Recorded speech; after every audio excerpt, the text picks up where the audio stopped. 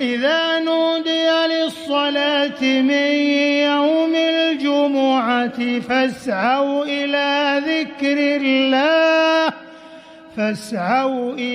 ذكر الله وذروا البيع ذلكم خير لكم إن كنتم تعلمون.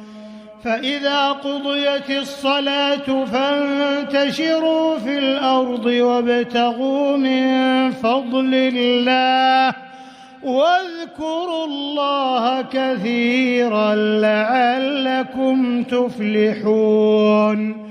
وإذا رأوا تجارة أو لهوا انفضوا إليها وتركوك قائما قل ما عند